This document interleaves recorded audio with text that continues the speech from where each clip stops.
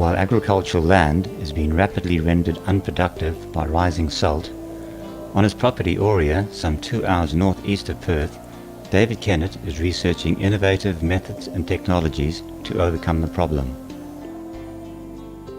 According to the Department of Agriculture and Food, of the 19.2 million hectares of land that has been cleared in the wheat belt of Western Australia, 17% is already severely affected by salt, and that is expected to rise to over 33%, or 6.5 million hectares of agricultural land by 2050, unless radical action is taken very soon.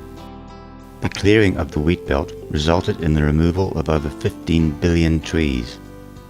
According to the CSIRO, the western wheat belt is losing an area equal to 1 football oval an hour to salt.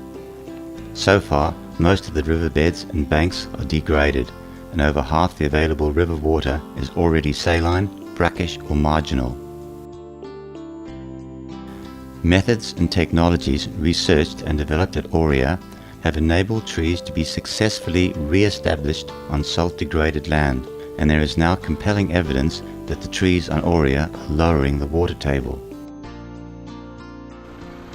Regenerating the land by planting a selection of species that are both salt-tolerant and native to the southern region of Western Australia provides the most environmentally responsible action if the desired results are to be achieved.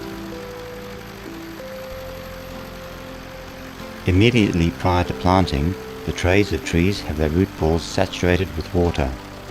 The trees are then planted very deep. The concept is that the dry soil encapsulates the root balls, stems and lower leaves, insulating them from the desiccating effects of heat, wind and low humidity, while also reducing the transpiration rate and demand for moisture.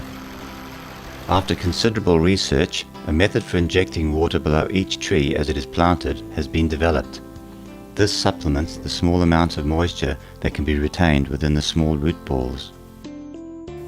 Earlier plantings suffered enormously from insect attack.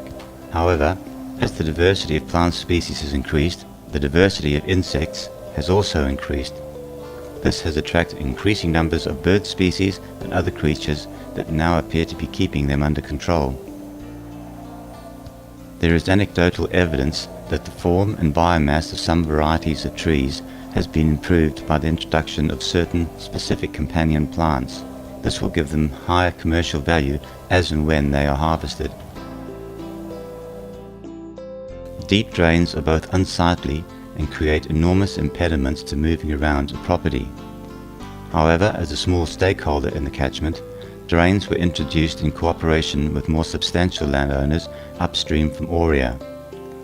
These drains collect water as it seeps in from either side, lowering the water level. Drains excavated past trees at Auria that were planted in 2003 show visible signs of water seepage at greater depths than seen elsewhere along the drains. This clearly indicates that the tree planting has significantly lowered the water level in the immediate surrounding area. With 90% of the Australian continent either arid or semi-arid, and trees from those regions producing highly valuable timbers and other products, there is an enormous opportunity for increasing the productivity of the land. David believes that spreading information and increasing awareness of the need to adopt new and innovative ideas is paramount, and sees an urgent need to gain publicity to attract funds so that his tried and proven methods of recovering salt-damaged land can be implemented on a vast scale.